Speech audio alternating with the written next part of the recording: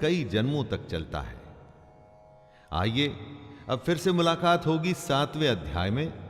तब तक के लिए मैं शैलेंद्र भारती आपसे आज्ञा लेता हूं। धन्यवाद। जय श्री कृष्ण। जय श्री कृष्ण। भगवद गीता 7वां अध्याय। अथ 7मोऽध्याय ज्ञान विज्ञान योग। गीता के हर अध्याय में कुछ ऐसी बात है जो हमें हमारे जीवन का मतलब समझाती है।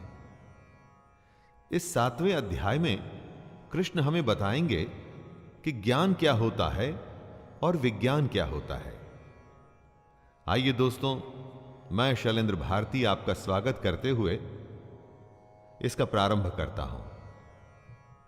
जय श्री कृष्ण। श्री भगवानुवाच मय्यासक्तमनः पार्थ योगं युञ्जन्मदाश्रयः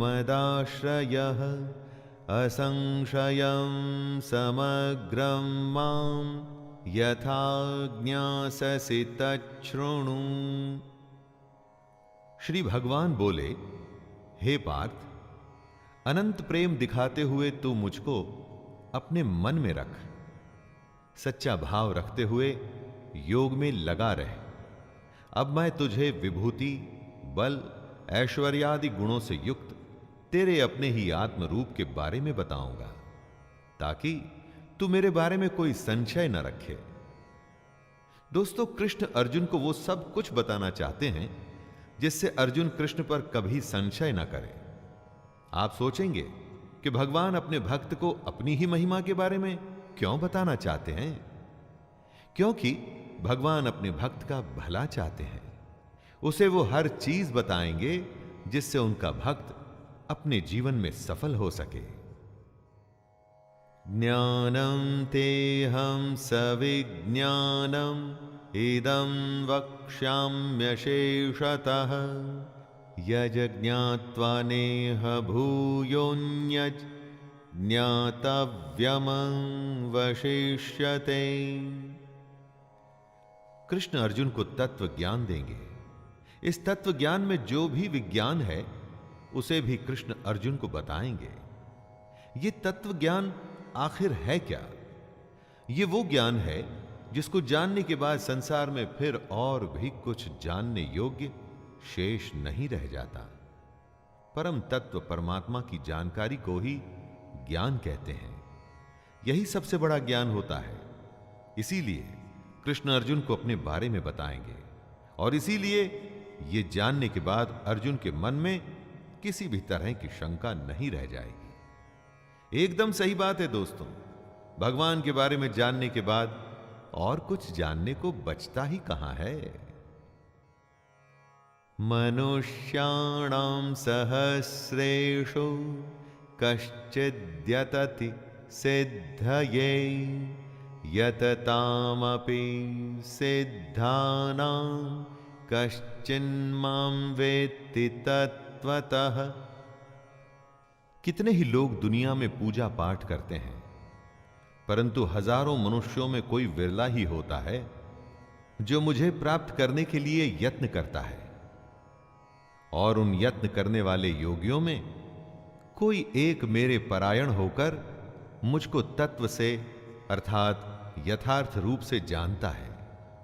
हजारों में एक मुझे पाने की कोशिश करता है और उन सब में से भी कोई एक ही तत्व यानी कि असली रूप में मुझको जान पाता है। दोस्तों, कृष्ण को आप देवकी पुत्र, बंसी बजैया, कंस हरता या सारथी के रूप में ही ना देखें। असल में कृष्ण क्या हैं, यही वो अर्जुन को बता रहे हैं। भूमिरापो नलो वायुः खं मनो बुद्धिरेव च अहंकार इतीयं मे भिन्ना प्रकृतिरष्टधा अपरेयमितस्त्वन्याम् प्रकृतिं विद्धि मे परां जीवभूतां महाबाहो ययेदं धार्यते जगत्। कृष्ण सबसे पहले अपनी स्वयं की प्रकृति के बारे में बता रहे हैं। वो कहते हैं कि पृथ्वी, जल, अग्नि, वायु, आकाश, मन, बुद्धि और अहंकार, ये 8 प्रकार से विभाजित मेरी ही प्रकृति है। दोस्तों, 5 तत्व यानी कि 5 एलिमेंट्स और उनके साथ में मन, बुद्धि और अहंकार, जिससे कि ये सारी दुनिया और हम बने हैं, ये स्वयं कृष्ण हैं। कृष्ण आगे कहते हैं कि ये 8 प्रकार के भेदों वाली अपरा अर्थात मेरी जड़ प्रकृति है। और हे महाबाहो, इससे दूसरी को, जिससे ये संपूर्ण जगत धारण किया जाता है, उसे मेरी जीव रूपा परा अर्थात चेतन प्रकृति जान। जड़ प्रकृति मतलब वो सारी स्थूल दुनिया जिसको हम चारों तरफ देखते हैं, और परा यानी कि चेतन प्रकृति यानी कि सटल नेचर हुई जीवात्मा, वो आत्मा जो हम सब में मौजूद है। एतद्योनीनि भूतानि सर्वाणीत्युपधारय अहं कृत्स्नस्य जगतः प्रभवः प्रलयस्तथा। जो सब कुछ है वो कृष्ण में से ही आया है और एक दिन उसी में विलय भी हो जाता है। इसी बात को समझाते हुए कृष्ण कह रहे हैं, हे अर्जुन, तू ऐसा समझ के संपूर्ण भूत इन दोनों प्रकृतियों से उत्पन्न होने वाला है और मैं संपूर्ण जगत का प्रभाव तथा प्रलय हूं, अर्थात संपूर्ण जगत का मूल कारण मैं ही हूं। दोस्तों, दुनिया कृष्ण से ही शुरू हुई है और उन्हीं में खत्म हो जाएगी। वे ही इस दुनिया के मूल कारण बेसिक रसों में है। हम ये जमीन, आसमान, हवा, पानी और आत्मा सब कुछ कृष्ण है और कुछ भी नहीं। कृष्ण को हम जिस रूप में देखते या सुनते हैं वो कृष्ण नहीं। असली कृष्ण क्या है वो यहां बताया गया है। मत्तः परतरं नान्यत् किंचिदस्ति धनंजय मयि सर्वमिदं प्रोतं सूत्रे मणिगणा इव। कृष्ण ने अर्जुन से कहा था कि योग में लग के मन में सिर्फ कृष्ण होना चाहिए, तभी योग साधना पूरी होगी। लेकिन मन में कौन सा कृष्ण होना चाहिए? कृष्ण स्वयं उसी की व्याख्या कर रहे हैं। हे धनंजय, मुझसे भिन्न दूसरा कोई भी परम कारण नहीं है। यह संपूर्ण जगत सूत्र में मुझसे ही बंधा हुआ है, मुझ में ही गुथा हुआ है। कृष्ण के अलावा दूसरा कुछ भी नहीं है। दोस्तों, जो सब कुछ है वो कृष्ण है। ये बात सुन के आसानी से शायद समझ में ना आए, लेकिन थोड़ी सी भी कोशिश करेंगे तो समझ जाएंगे। इस दुनिया में आपको जो भी दिखता है और जो नहीं भी दिखता वो कृष्ण ही है, जिसका सीधा सा मतलब है कि कृष्ण के अलावा और कुछ भी नहीं। श्री भगवानुवाच रसोऽहमप्सु कौन्तेय प्रभास्मि शशिसूर्ययोः प्रणवः सर्ववेदेषु शब्दः खे पौरुषं नृषु।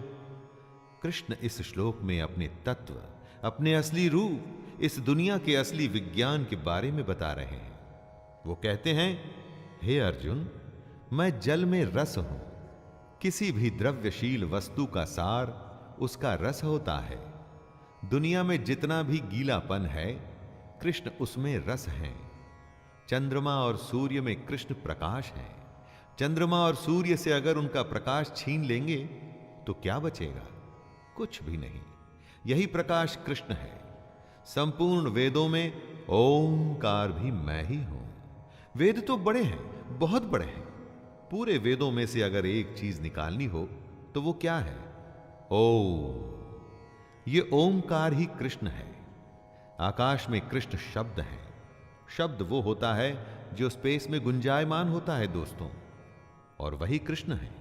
और पुरुषों में कृष्ण उनका पुरुषत्व है। पुण्यो गंधः पृथिव्यां च तेजश्चास्मि विभावसौ जीवनं सर्वभूतेषु तपश्चास्मि तपस्विषु। जिस भी वस्तु में जो पवित्र है, जो भी किसी वस्तु की विशेषता है, वो कृष्ण है। वो कहते हैं कि मैं पृथ्वी में पवित्र गंध हूं, यानी कि सुगंध रूप कृष्ण में ही ये पृथ्वी पिरोई हुई है। अग्नि में मैं तेज हूं, आग में सब जल करके राख हो जाता है। आग के पास जाने पर जो हमें जलाता है वो उसका तेज होता है, और यही तेज कृष्ण है। संपूर्ण भूतों में उनका जीवन है। जितने प्राणी हम देखते हैं, इंसान, जानवर, पेड़ पौधे, बैक्टीरिया या कुछ भी, उनमें जो जीवन है वो कृष्ण ही है। और तपस्वियों में वो तप है। तपस्वियों का तप उसकी सबसे बड़ी शक्ति होती है दोस्तों, और वो तप कृष्ण ही है। बीजं मां सर्वभूतानां विद्धि पार्थ सनातनं बुद्धिर्बुद्धिमतामस्मि तेजस्तेजस्विनामहम्। कृष्ण अपने असली रूप की एक एक परत धीरे धीरे खोल रहे हैं। वे आगे कहते हैं, हे अर्जुन, तू संपूर्ण भूतों का सनातन बीज मुझको ही जान ले। जितने भी जीव आपको दिखते हैं, या जो आज से पहले थे और आज के बाद आएंगे दोस्तों, उन सब का सनातन बीज यानी कि उन सब जीवों की उत्पत्ति का कारण कृष्ण ही है। मैं बुद्धिमानों की बुद्धि और तेजस्वियों का तेज हूं, ऐसा कृष्ण कहते हैं। जब आप अपनी बुद्धि से कोई सवाल हल करते हैं, कोई रास्ता खोजते हैं, तो वो बुद्धि कृष्ण ही है। उसी तरह तेजस्वियों में जो तेज होता है, यानी उनमें जो ब्रिलियंस होती है, वो भी कृष्ण ही है। बलं बलवतां चाहं कामराग विवर्जितं धर्मविरुद्धो भूतेषु कामोऽस्मि भरतर्षभ। दोस्तों, किसी भी चीज का जो गुण है वो कृष्ण है, जैसा कि वो अर्जुन को बता रहे हैं। कहते हैं, हे भरत श्रेष्ठ, मैं बलवानों का आसक्ति और कामनाओं से रहित बल अर्थात सामर्थ्य हूं। वो बलवानों का गुण है, यानी कि उनका बल है दोस्तों, लेकिन वो बल जो आसक्ति और कामना से रहित है। काम और क्रोध से परे जो बल है वो श्री कृष्ण ही है। और सब भूतों में धर्म के अनुकूल अर्थात शास्त्र के अनुकूल काम जो है ना, वो भी कृष्ण है। जब लोग धर्म संकट में होते हैं कि क्या करें और क्या न करें, तो उनसे कहा जाता है कि जो शास्त्रों के हिसाब से ठीक है वही कर लीजिए। यानी कि शास्त्रों के अनुसार सही काम जो होता है ना, वो काम ही कृष्ण है। ये चैव सात्विका भावा राजसास्तामसाश्च ये मत्त एवेति तान् विद्धि न त्वहं तेषु ते मयि। जिसमें आत्मा होती है उसे ही भूख प्यास लगती है, लेकिन आत्मा का खुद भूख प्यास से कोई लेना देना नहीं। बात जरा पेचीदा है लेकिन इंटरेस्टिंग है दोस्तों। कुछ ऐसा ही कृष्ण इस श्लोक में कह रहे हैं। जो सत्व गुण से उत्पन्न होने वाले भाव हैं और जो रजोगुण से होने वाले भाव हैं, उन सबको तू मुझसे ही होने वाले हैं ऐसा जान ले। परंतु वास्तव में उनमें मैं और वे मुझ में नहीं हैं। इन भावों में कृष्ण है, लेकिन कृष्ण में ये भाव नहीं है। इन सारे भाव में कृष्ण कभी फंसते नहीं, इसीलिए तो वो योगी राज कहलाते हैं। यही तो सबसे बड़े योगी की अवस्था होती है दोस्तों। त्रिभिर्गुणमयैर्भावैर् सर्वमिदं जगत् मोहितं नाभिजानाति मामेभ्यः परमव्ययम्। जो कोई भी काम होता है वो या तो सात्विक, राजसिक या तामसिक होता है। इन्हीं तीनों प्रकृतियों से, इन्हीं तीनों गुणों से ही ये सारी दुनिया मोहित होती है। लेकिन जो इन तीन गुणों से परे है वो है कृष्ण। इस कृष्ण को कोई नहीं जानता। हम में, हमारे काम में जब तक सात्विक, राजसिक और तामसिक जैसे गुणों का अंश भर भी मौजूद रहेगा, तब तक हम कृष्ण के असली स्वरूप को पहचान नहीं पाएंगे। जहां ये तीन गुण खत्म होते हैं वहीं से कृष्ण शुरू होते हैं। इन्हीं तीनों प्रकृतियों की वजह से हम में आसक्ति और कामना होती है। और अगर यही प्रकृति रही तो फिर हमें कृष्ण कैसे प्राप्त होंगे? दैवी हेषा गुणमयी मम माया दुरत्यया मामेव ये प्रपद्यन्ते मायामेतां तरन्ति ते। सात्विक, राजसिक और तामसिक जैसे तीन गुणों में ही सारी दुनिया फंस के रह जाती है। वो कृष्ण के असली स्वरूप को कभी पहचान नहीं पाती। और वो इसलिए क्योंकि ये तीनों मिलके ही माया बनाते हैं। और माया से कौन बच पाया है? माया तो महा ठगनी होती है दोस्तों। लेकिन जो पुरुष केवल कृष्ण को ही निरंतर भजते हैं वे इस माया को उल्लंघन कर जाते हैं, अर्थात संसार से तर जाते हैं। इस माया के चक्कर से कोई नहीं बच पाया है सिवाय उनके जो हमेशा कृष्ण को अपने मन में रखते हैं। ऐसा ही करने को कृष्ण अर्जुन से और हम सबसे कह रहे हैं। न मां दुष्कृतिनो मूढ़ाः प्रपद्यन्ते नराधमाः माययापहृतज्ञाना आसुरं भावमाश्रिताः। ऐसे कौन लोग हैं जो कृष्ण को नहीं भजते? तो आइए सुनते हैं, स्वयं कृष्ण बता रहे हैं कि माया द्वारा जिनका ज्ञान हरा जा चुका है, ऐसे असुर स्वभाव को धारण किए हुए मनुष्यों में नीच, दूषित कर्म करने वाले मूढ़ लोग मुझको नहीं भजते। घमंड करने वाले जो खुद को ही कर्ता मानते हैं, जिनमें असुर स्वभाव है, जो छोटी बातें या हरकतें करते हैं और दूषित कर्म यानी के करप्ट काम करते हैं ना दोस्तों, ऐसे लोग कृष्ण को नहीं भजते। क्या आप कृष्ण को भजते हैं? उनके कहे निष्काम कर्म को करते हैं? उनके कहे अनुसार योग की साधना करने का प्रयास करते हैं? अगर नहीं करते तो आपको अपने बारे में सोचना पड़ेगा।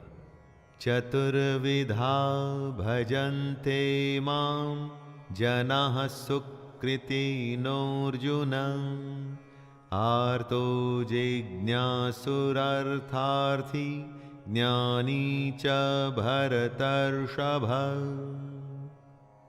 यहां कृष्ण उनका वर्णन कर रहे हैं जो उनको भजते हैं। चार तरह के लोग होते हैं जो कृष्ण को अपने मन में रखते हैं।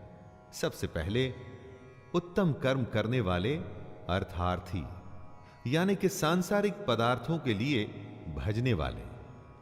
जिसे दुनिया की चीजों से लगाव है, धन से जुड़ी चीजें जिसे चाहिए, वो है दूसरा यानी आर्त। जो अपने दुख से बचना चाहता है वो है तीसरा जिज्ञासु, कृष्ण को यथार्थ रूप से जानने की इच्छा रखने वाला। और चौथा होता है ज्ञानी, जो कृष्ण को भजता है।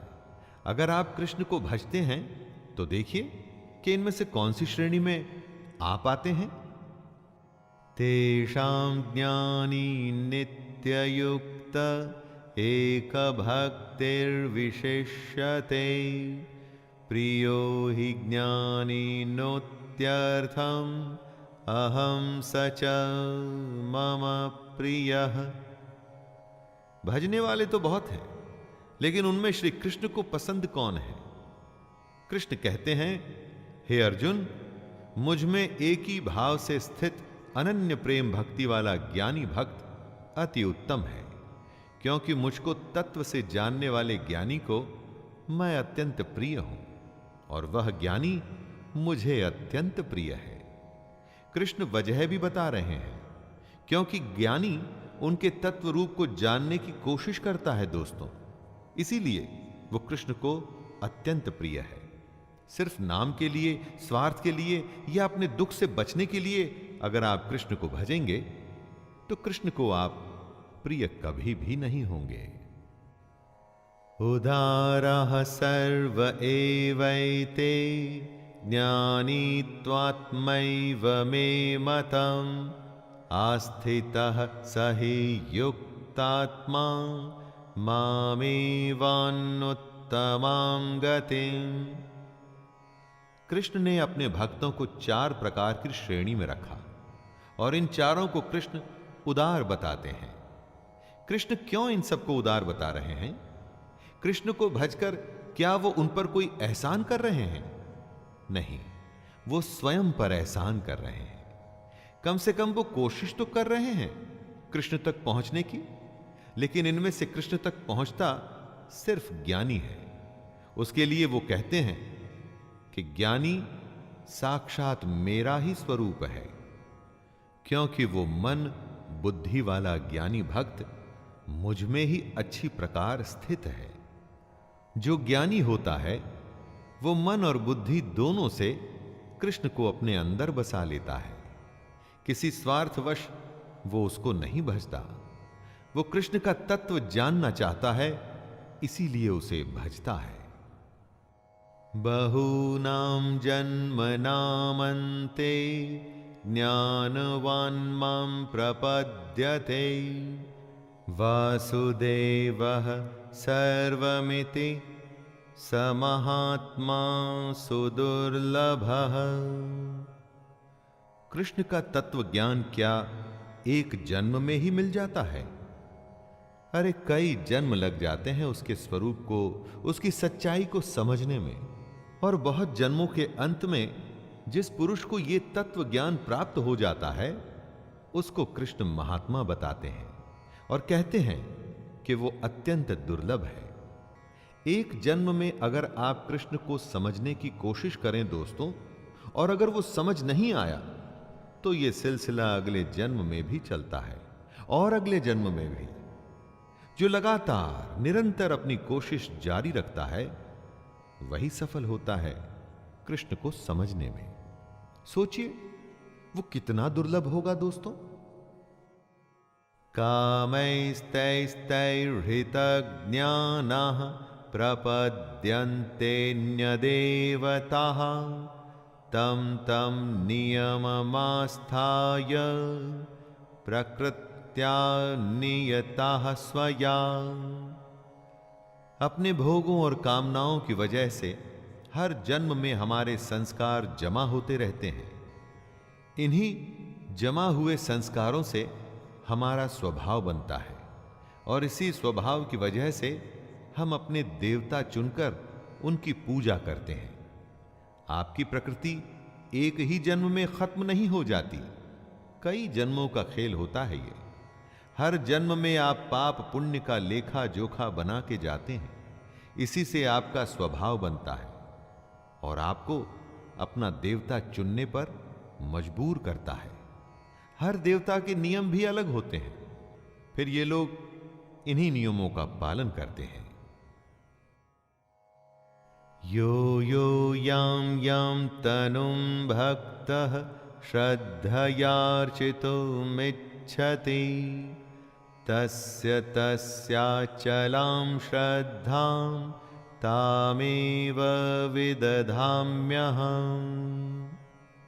कृष्ण ऐसे भक्तों के बारे में बता रहे हैं जो दूसरे देवताओं की पूजा करते हैं।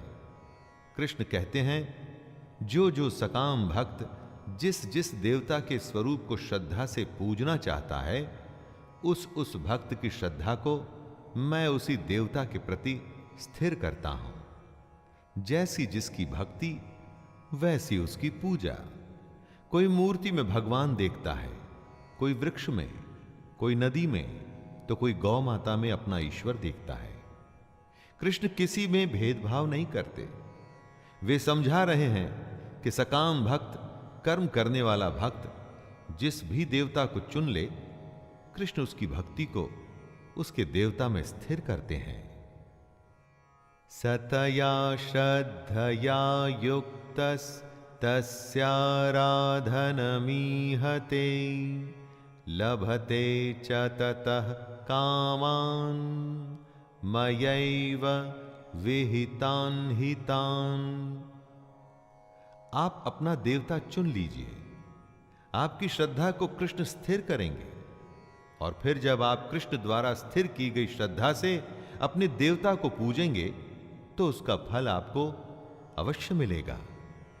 हर देवता का अलग विधान होता है, अलग नियम।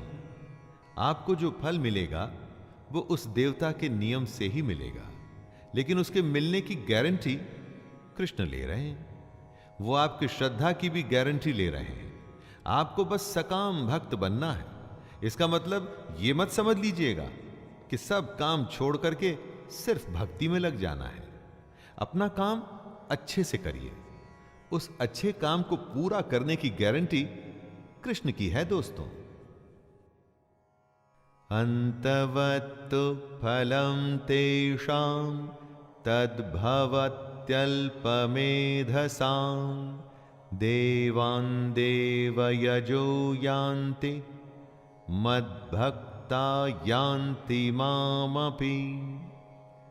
जो जिसको पूजेगा, जो जिसको भजेगा, वो उसको प्राप्त होगा। जो कृष्ण छोड़कर दूसरे देवताओं की पूजा करना चाहते हैं, कृष्ण उनका स्वागत करते हैं, लेकिन कृष्ण साथ में चेतावनी भी दे रहे हैं कि देवताओं को पूजने वाले देवताओं को प्राप्त होते हैं, और मेरे भक्त चाहे जैसे ही भजें, अंत में वे मुझको ही प्राप्त होते हैं। दोस्तों, आप किसको भजते हैं यह निर्णय आपका है। उसका फल भी फिर उसी पर निर्भर करेगा। कोई अगर कुटिल मार्ग चुनता है तो आप उसे रोक नहीं सकते। यह उसका खुद का फैसला है, लेकिन उसके बाद क्या होगा उसके लिए भी उसे तैयार रहना चाहिए।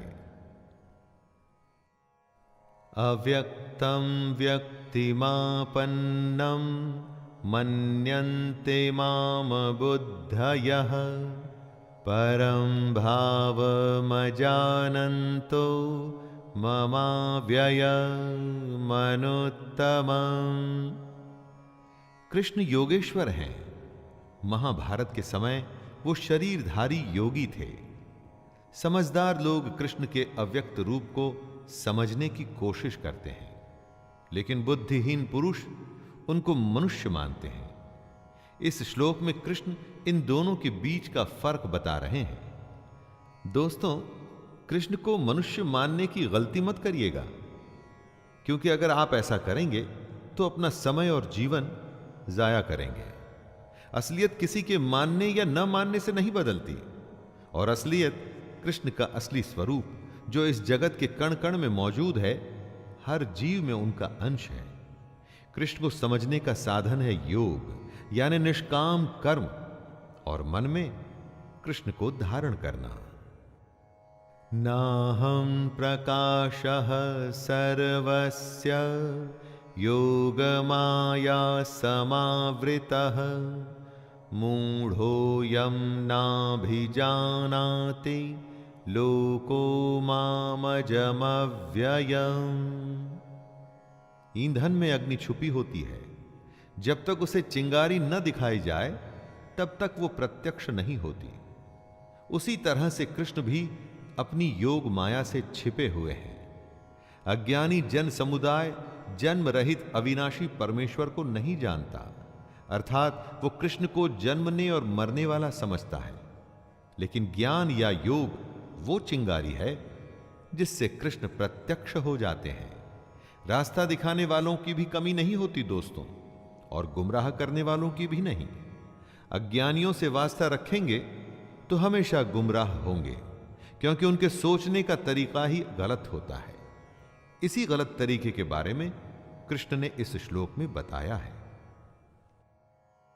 वेदाहं समतीतानि वर्तमानानि चार्जुन भविष्याणि च भूतानि मां तु वेद न कश्चन।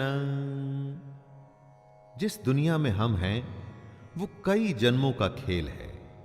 हम पहले भी थे और आगे भी रहेंगे। इस बारे में कृष्ण कहते हैं, अर्जुन, बीते हुए समय में, वर्तमान में और आगे होने वाले सब समय को मैं जानता हूं, परंतु मुझको कोई भी श्रद्धा भक्ति रहित पुरुष नहीं जानता। क्या हुआ था, क्या हो रहा है और क्या होगा, ये सब कृष्ण जानते हैं। लेकिन अज्ञानी जो श्रद्धा या भक्ति से दूर हैं, वो नहीं जान पाते। दोस्तों, यहां भक्ति को पूजा पाठ से मत लीजिएगा। अगर आप अपने निष्काम कर्म के प्रति समर्पित नहीं हैं, पूरे मन से उसमें नहीं लगे हुए हैं, तो कृष्ण के कहे अनुसार आप अज्ञानी हैं। इच्छा द्वेष समुत्थेन द्वंद्वमोहेन भारत सर्वभूतानि सम्मोहं सर्गे यान्ति परन्तप। ऐसी क्या वजह है कि कोई भी कृष्ण के असली स्वरूप को जान नहीं पाता? वो इसलिए कि हम में से हर किसी में इच्छा और द्वेष से उत्पन्न मोह मौजूद है। ये मोह ही हमें अज्ञानी बनाता है। किसी से प्यार, किसी से झगड़ा, किसी का बुरा चाहना या किसी के लिए सब कुछ कर देना, इच्छा और द्वेष के यही तो सारे खेल होते हैं। इन सब के चलते क्या आपको लगता है कि आप इस दुनिया की सच्चाई को जान पाएंगे? पहले हम सबको अपने इस उथले रवैये से बाहर निकलना होगा। अपने अंदर की इच्छा और द्वेष को खत्म करना होगा। तभी हम सब लोग कृष्ण के स्वरूप को पहचान पाएंगे। येषां त्वन्तगतं पापं जनानां पुण्यकर्मणां ते द्वन्द्वमोहनिर्मुक्ता भजन्ते मां दृढ़व्रताः। निष्काम भाव से श्रेष्ठ कर्मों को करते हुए जिन पुरुषों का पाप नष्ट हो गया है, वे इच्छा और द्वेष से पैदा हुए द्वंद्व से छूटकर मुझको सब प्रकार से भजते हैं। कृष्ण ने ऐसे लोगों के बारे में बताया है जो अज्ञानता के चक्कर से निकलते हैं, जो दुनियादारी को छोड़ उससे ऊपर उठ अपनी और ईश्वर की सच्चाई जानना चाहते हैं। ऐसा करने का सीधा सा रास्ता है दोस्तों, निष्काम कर्म, जिससे कि पाप कटेंगे।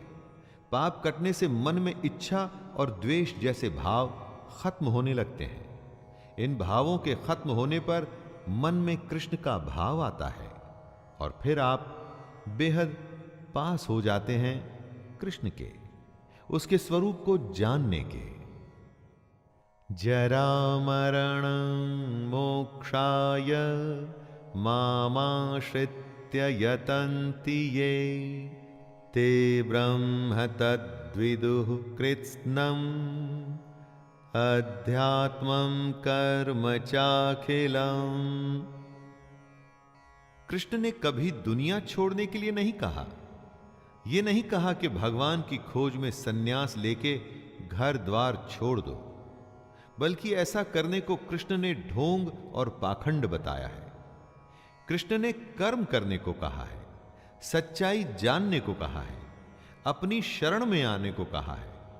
वो कहते हैं, जो मेरी शरण में आकर जन्म और मरण से छूटने के लिए यत्न करते हैं, वे पुरुष उस ब्रह्म को, संपूर्ण अध्यात्म को, संपूर्ण कर्म को जानते हैं। मरने और पैदा होने के चक्कर में तो सब फंसे हैं। उससे थोड़ा ऊपर उठिए और इस दुनिया की सच्चाई को, ब्रह्म को जानिए। साधिभूताधिदैवं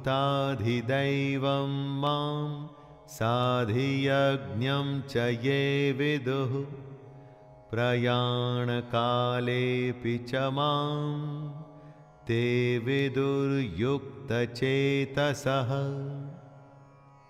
जो मोहग्रस्त हैं वो कृष्ण को नहीं जानता, जिसमें इच्छा द्वेष है वो कृष्ण को नहीं जानता, क्योंकि जहां मोह होगा वहां कृष्ण हो ही नहीं सकते। जो कृष्ण के मनुष्य शरीर में विश्वास करता है वो कृष्ण को नहीं जानता। तो कौन जान पाएगा कृष्ण को?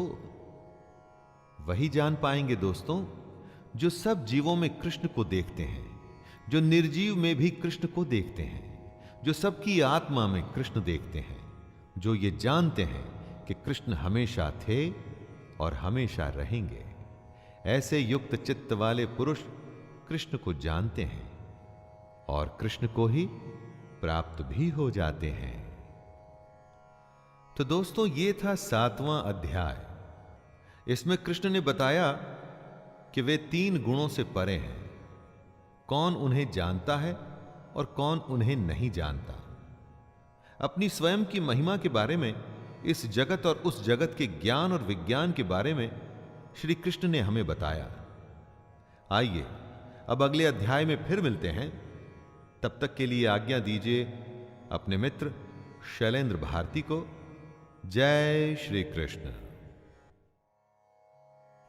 नमस्कार दोस्तों, भगवत गीता के अध्याय 8 में, जिसका शीर्षक है अक्षर ब्रह्म योग, मैं शैलेंद्र भारती आपका स्वागत करता हूं। दोस्तों, साइंस हर रोज बदलती है। हर रोज एक नई डिस्कवरी यूनिवर्स की एक नई परत खोलती है। लेकिन हजारों साल बाद भी गीता का ज्ञान नहीं बदला। ऐसा ज्ञान जिसके आगे, जिससे बड़ा कुछ भी नहीं। गीता के 8वें